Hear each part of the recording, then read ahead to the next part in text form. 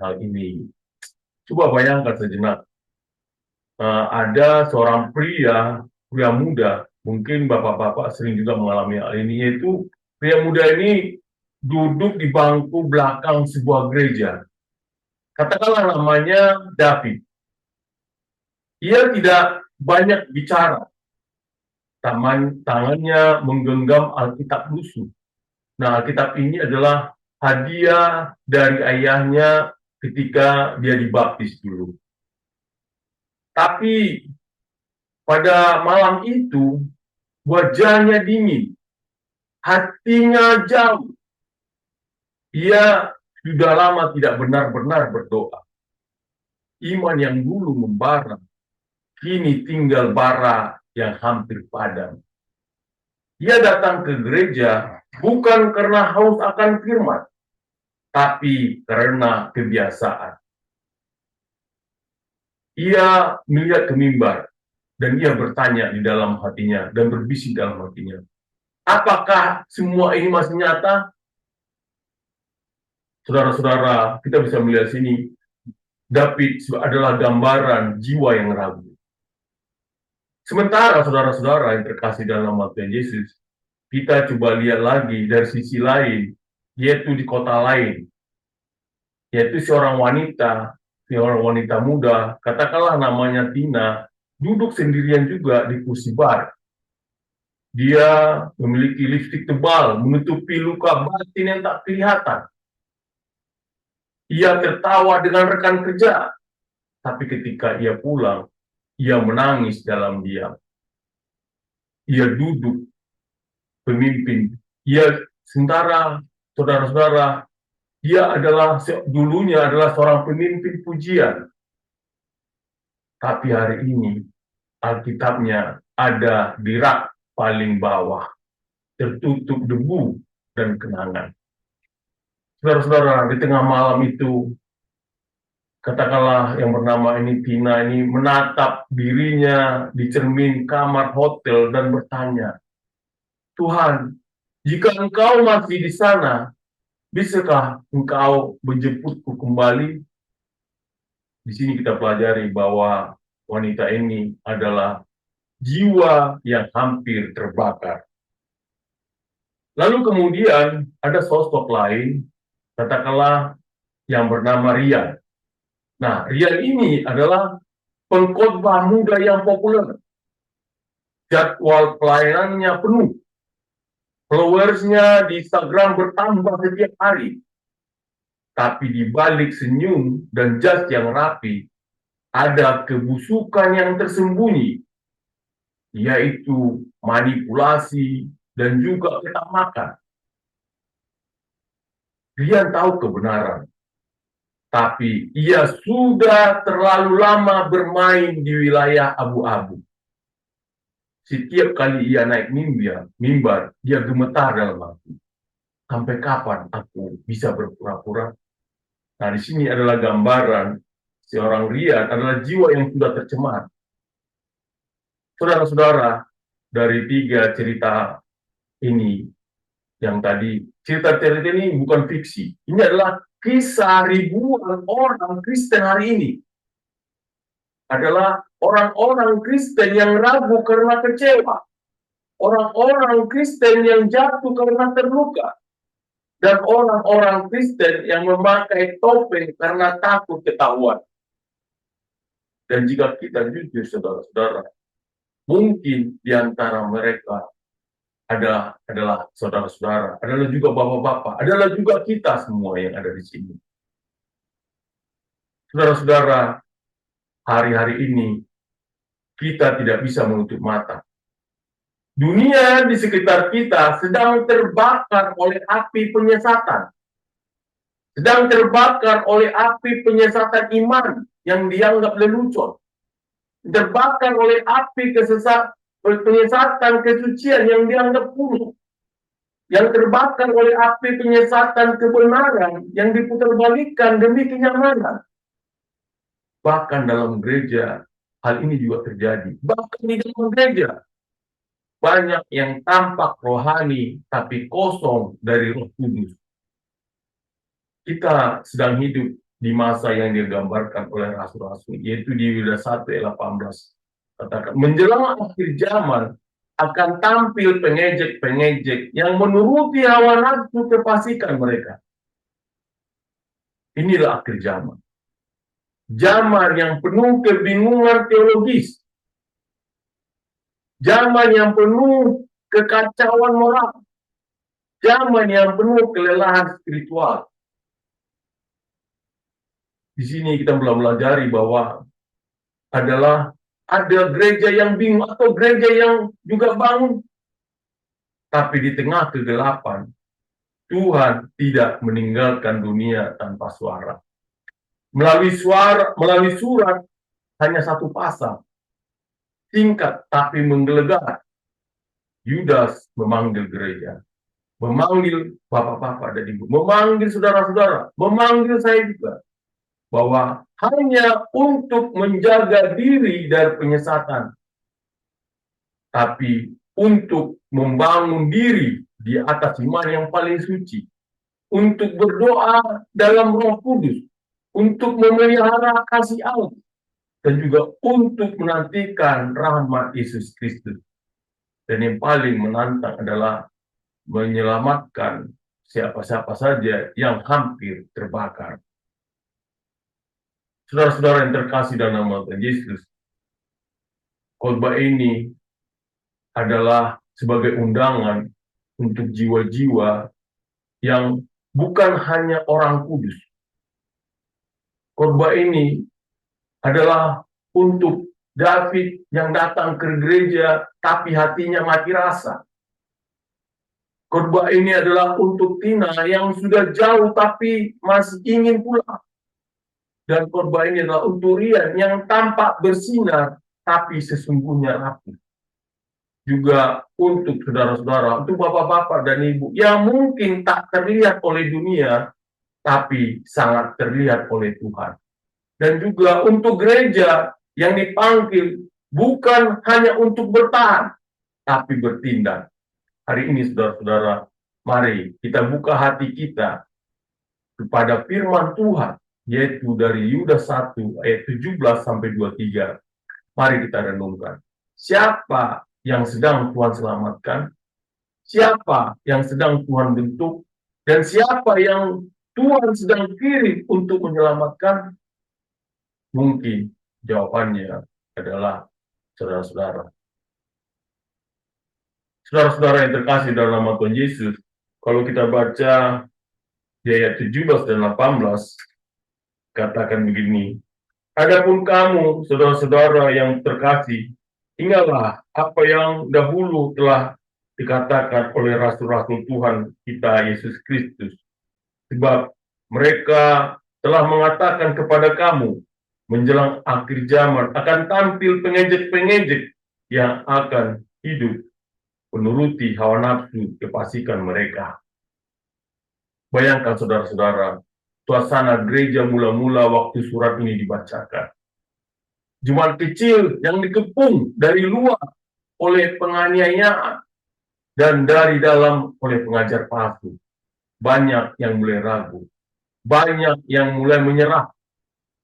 Dan Yudas dengan keprihatinan mendalam menulis, katakan ingatlah, di tengah segala gemuruh ajaran, dengan segala opini dan juga segala tren spiritual baru, ingatlah suara para rasul, suara yang menyatakan kebenaran, suara yang menunjukkan jalan.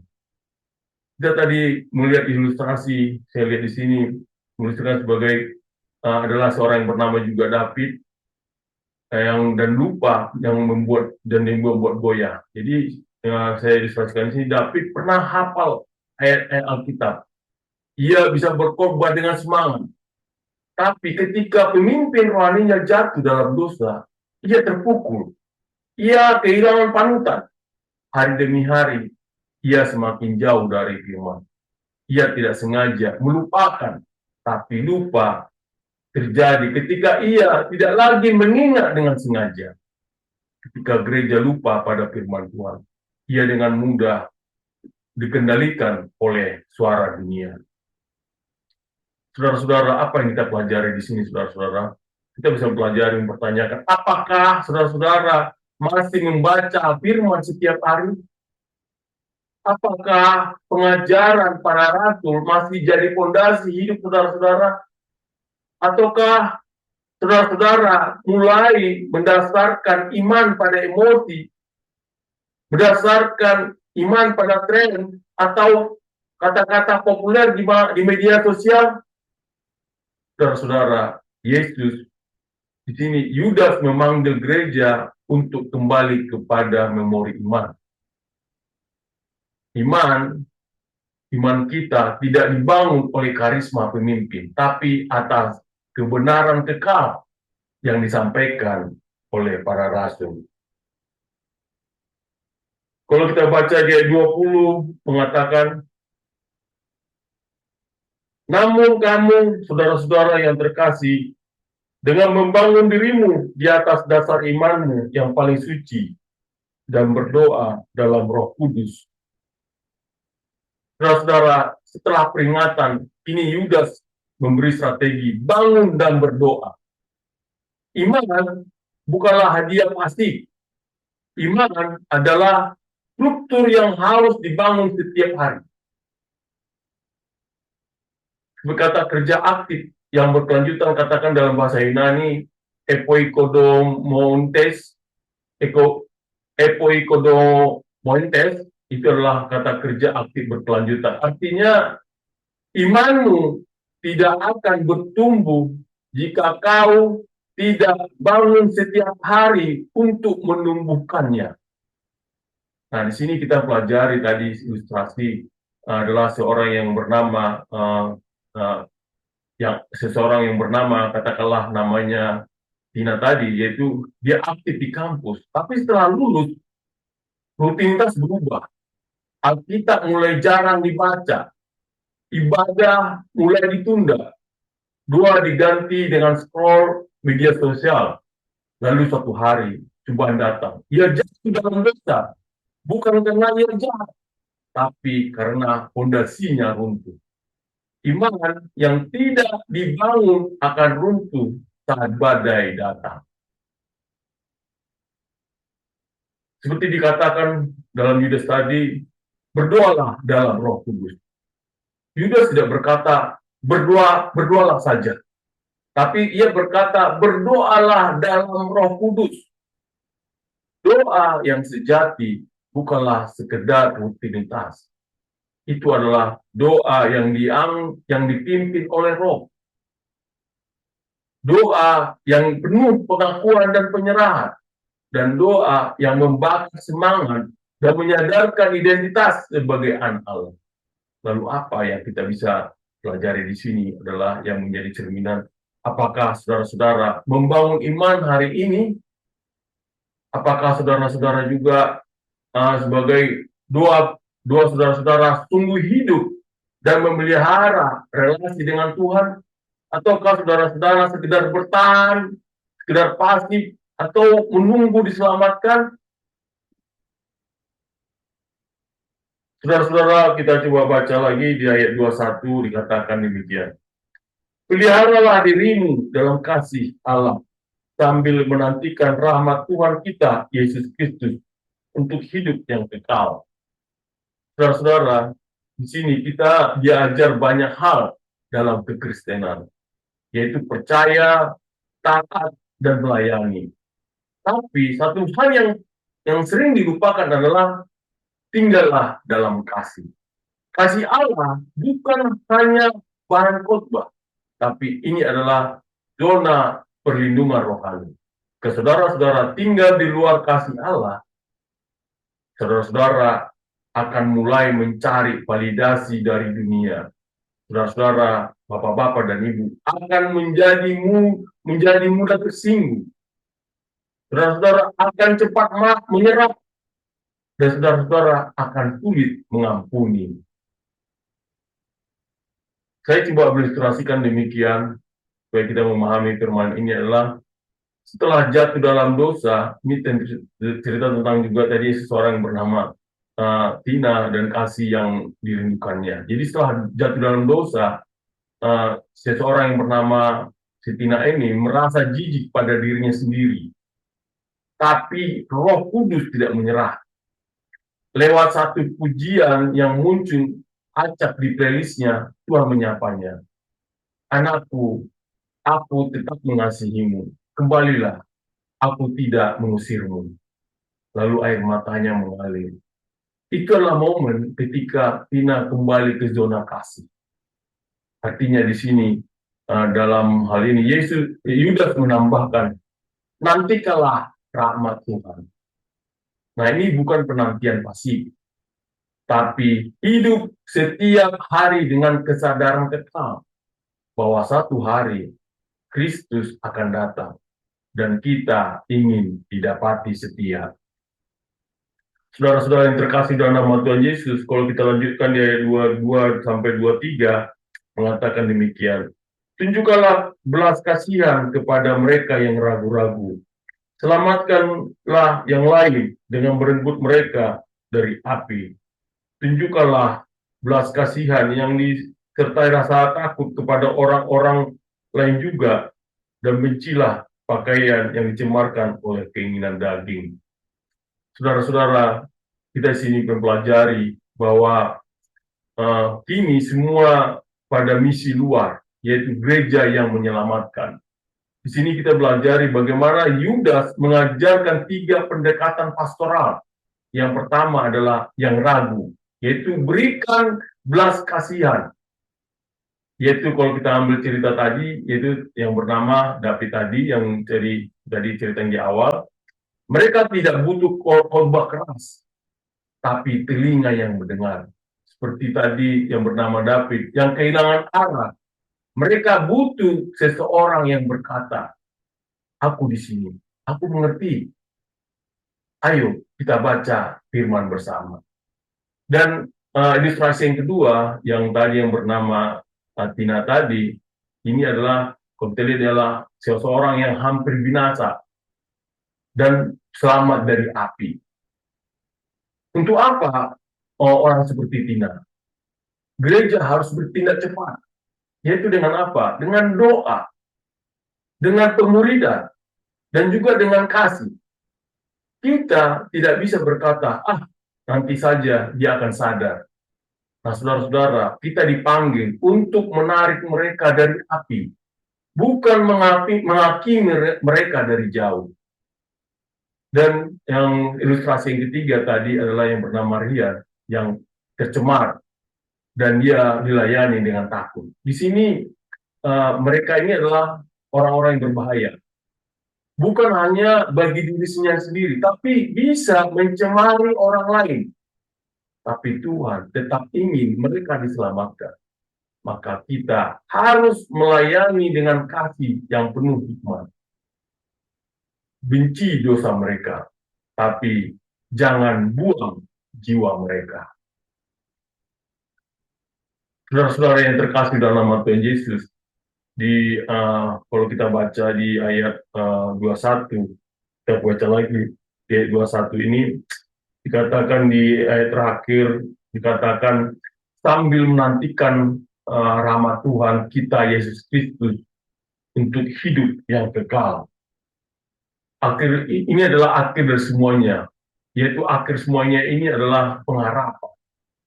Bukan murka, bukan ketakutan, tapi rahmat yang membawa pada hidup kekal. Lalu apa yang kita bisa lihat di sini adalah bahwa kita diselamatkan bukan karena kita kuat, tapi karena rahmat Tuhan. Kita menyelamatkan bukan karena kita hebat, tapi karena kita mengenal kasih-Nya. Kita menantikan bukan dengan panik, tapi dengan iman. Saudara-saudara yang terkasih dalam Tuhan Yesus, hari ini saudara-saudara, mari kita datang kepada Tuhan. Seperti David, ilustrasi pertama tadi, serahkanlah keraguanmu. Seperti Tina tadi, yang ilustrasi yang kedua, serahkan dosamu. Seperti juga saudara-saudara, seperti Rian tadi, bukalah topengmu dan bertobatlah. Dan bagi gereja, bangkitlah, bertumbuhlah, berdoalah, tinggal dalam kasih, selamatkan jiwa, dan nantikan Yesus. Saudara-saudara yang terkasih dalam nama Tuhan Yesus, bayangkan malam telah larut. Seorang wanita muda yang bernama tadi Tina duduk di lantai kamar. Tangannya gemetar memegang ponsel. Ia hendak menelepon seseorang. Tapi siapa? Air matanya tidak bisa lagi ditahan. Tiba-tiba ponselnya berdering. Nama di layar bernama Kak Sarah Omset. Ia ragu, tapi menjawab. Di seberang sana, suara lembut berkata, Tuhan menaruh kamu di hatiku malam ini. Bolehkah aku doakan kamu? Malam itu, dua sederhana itu mengubah arah hidup Tina. Ia tidak langsung pulih sepenuhnya, tapi ia tahu ia telah ditemukan. Dan dari situlah kisah pertobatannya dimulai. Saudara-saudara, kita juga semua adalah bagian dari kisah. Saudaraku, bapak-bapak dan ibu, juga bisa seperti seorang David tadi, atau juga bisa seorang yang bernama Tina tadi, atau juga bisa seperti seorang yang bernama Rian tadi, ilustrasi ketiga. Dan ini adalah bukan hanya cerita orang lain. Ini adalah cerita kita. Mungkin saudara-saudara adalah seperti David, yaitu ragu karena luka masa lalu. Atau juga saudara-saudara atau bapak dan ibu adalah seperti Tina, terbakar oleh dunia, ingin pulang tapi malu. Dan juga saudara-saudara juga adalah seperti Rian, masih berdiri di mimbar tapi sudah kosong di dalam. Atau mungkin saudara-saudara, bapak-bapak dan ibu dipanggil Tuhan untuk menjadi Sarah dalam kisah Tina tadi. Menjadi tangan Tuhan yang menjemput, menjadi suara kasih yang menelepon jiwa-jiwa yang terhilang, menjadi gereja yang menyelamatkan. Lalu poin-poin apa yang kita bisa pelajari di sini, saudara-saudara? Ada 6 yang kita pelajari dari Yudas ini. Yang pertama adalah, ingatlah firman, jangan terbawa arus zaman. Yudas 1 ayat 17 mengatakan, ingatlah apa yang dahulu telah dikatakan oleh para rasul. Gereja yang lupa firman akan mudah disesatkan budaya. Ingat dan hidupi kebenaran. Yang kedua, bangunlah imanmu setiap hari. Iman tidak tumbuh otomatis. Ia perlu dibangun, yaitu lewat firman, lewat komunitas, dan juga pengudusan. Saudara-saudara, jangan pasif. Yang ketiga, berdoalah dalam Roh Kudus. Doa bukan rutinitas. Itu adalah hubungan hidup. Biarkan Roh Kudus memimpin dan menghidupkan kembali hati saudara-saudara yang dingin. Dan keempat, peliharalah dirimu dalam kasih Allah. Di tengah penyesatan dan luka, kasih Allah adalah zona perlindungan. Tinggallah di sana. Jangan keluar dari kehadirannya. Yang kelima, selamatkan jiwa yang hampir binasa. Ada yang ragu, ada yang terbakar, ada yang tercemar. Tugas kita bukan menilai, tapi menyelamatkan. Gereja yang tidak menyelamatkan telah kehilangan misinya. Dan poin keenam adalah nantikan rahmat Yesus Kristus dengan pengharapan. Kita menantikan bukan dengan ketakutan, tapi dengan iman. Hari kedatangannya adalah hari kemenangan jika kita tinggal dalam kasih-Nya. Saudara-saudara yang terkasih dalam nama Tuhan Yesus, saya tidak tahu siapa bapak-bapak dan ibu hari ini, tapi Tuhan tahu. Jika saudara-saudara, bapak-bapak dan ibu disentuh, jangan tunda. Jika saudara-saudara seperti tadi ilustrasi David, Tuhan berkata, aku mengerti lukamu, aku rindu memulihkanmu. Atau jika saudara-saudara seperti ilustrasi tadi yang bernama Tina, Tuhan berkata, anakku, aku tidak malu mengakui. Kembalilah. Jika saudara-saudara seperti ilustrasi ketiga tadi yang bernama Rian, Tuhan berkata, lepaskan topengmu. Aku bisa membersihkan dan memakai hidupmu kembali. Dan jika saudara-saudara, bapak-bapak dan ibu merasa Tuhan memanggil bapak-bapak dan ibu, saudara-saudara untuk menyelamatkan, menjadi gereja yang mengasihi, menjadi gereja yang bertindak dan yang berdoa. Berdirilah, inilah waktunya. Dunia sedang terbakar dan Tuhan memanggil kita menjadi pembawa air kehidupan. Amin. Mari kita berdoa. Ya Tuhan Bapa, kami telah mendengarkan firman-Mu Tuhan. Ajari kami Tuhan, supaya kami dapat memahami firman-Mu ini Tuhan. Dan jauhkanlah kami Tuhan dari segala dosa-dosa kami yang kami tidak tahu ya Tuhan. Mungkin kami merasa orang yang benar ya Tuhan. Kiranya Engkaulah yang selalu merasa bersama dengan kami, supaya Kau selalu menuntun kami dalam kehidupan kami, dan Roh Kudus-Mu Tuhan, supaya Engkau selalu menuntun kami dalam kehidupan kami ini. Terpujilah Engkau Tuhan, di dalam nama Anak-Mu, Kristus Yesus Tuhan kami. Amin.